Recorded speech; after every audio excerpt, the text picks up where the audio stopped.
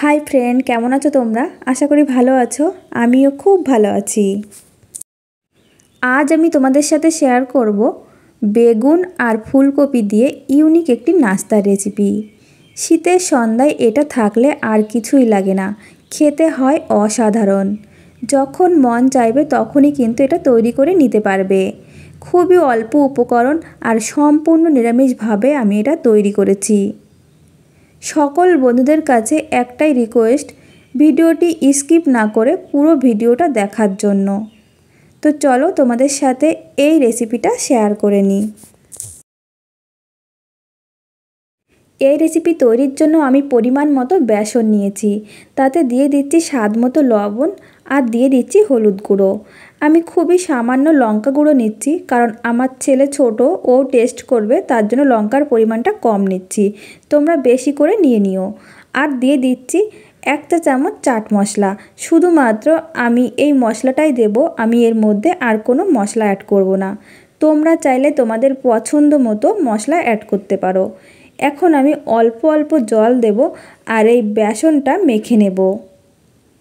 একবারে জল দেওয়া যাবে না, অল্প অল্প জল দিয়ে আমি ঘন একটা ব্যাটার তৈরি করে নেব। ব্যাটার আমি তৈরি করে নিয়েছি। তোমরা দেখেই বুঝতে পারছো এর ঘনত্বটা কেমন হয়েছে।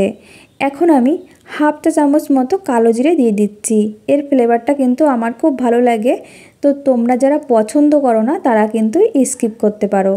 ভালো করে ব্যাটারের সাথে মিশিয়ে নিচ্ছি আর আমি এটা এক সাইডে রেখে দেব। আর আমি নিয়েছি ফুলকপি, একটু লম্বা লম্বা করে কেটে আমি লবণ, হলুদ আর সামান্য পরিমাণ লঙ্কা গুঁড়ো দিয়ে সিদ্ধ করে নিয়েছি। আমি কিন্তু পুরোপুরি সিদ্ধ করে নিয়েছি। একটু লম্বা লম্বা করে এই ডাঁটিগুলো রাখবে, এতে করে আমার তৈরি করতে সুবিধা হবে। আর এখানে একটা লম্বাটে টাইপের বেগুন আমি একটু পাতলা পাতলা করে কেটে নিয়েছি। এখন আমি তৈরি করব। আর এখানে নিয়েছি টুথপিক, আমার এটা লাগবে, তোমাদের দেখাচ্ছি আমি কিভাবে তৈরি করছি। একটা ফুলকপির টুকরো আমি নিয়ে নিলাম আর বেগুনের মধ্যে এইভাবে দিয়ে আমি মুড়ে দিচ্ছি। তোমরা দেখেই বুঝতে পারছো আমি কিভাবে তৈরি করছি।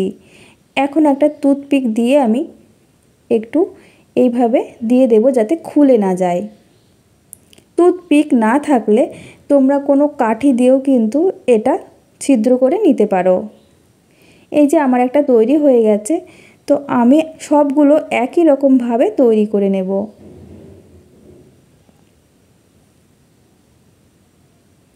এটা তৈরি করতে কিন্তু খুব বেশি সময় লাগবে না, খুব ইজিভাবে এটা তৈরি হয়ে যাবে। দেখো আরও একটা আমি তৈরি করে নিয়েছি।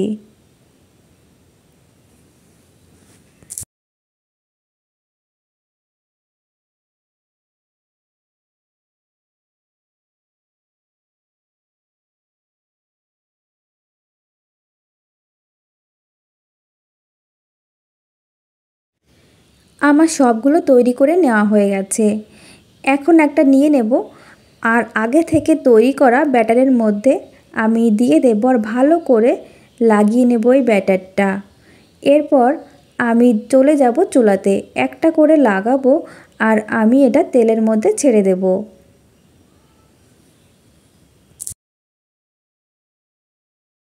চুলায় আমি আগে থেকে একটা কড়াইতে পরিমাণ মতো সাদা তেল দিয়ে ভালো করে গরম করে নিয়েছি। চুলার জালটা হাই ফ্লেমে রেখে এই তেলটা ভালো করে গরম করে নিতে হবে। এখন মিডিয়াম ফ্লেমে রেখে আমি এগুলো দিয়ে দেব তেলের মধ্যে। আমি ছোট সাইজের কড়াই নিয়েছি, তাই অল্প করেই ফার্স্টে দিয়ে দেব, সবগুলো একসাথে দেওয়া যাবে না। এখন আমি কিছুক্ষণ হতে দেব। কিছুক্ষণ ভেজে নেওয়ার পর আমি উল্টে দেব। চুলার জালটা কিন্তু একদম হাই হিটে রেখে এগুলো ভাজবে না, তাহলে উপরটা পুড়ে যাবে আর ভেতরটা কাঁচা থাকবে। তো আরও কিছুক্ষণ ভেজে নেব। চুলার জালটা মিডিয়াম টু লো ফ্লেমের মাঝামাঝি রেখে আমি উল্টে পাল্টে দু সাইড লাল লাল করে ভেজে নেব। আমি দু সাইড উল্টে পাল্টে লাল লাল করে ভেজে নিয়েছি।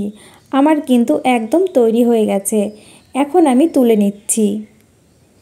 একই রকমভাবে আমি বাকিগুলো ভেজে নেব।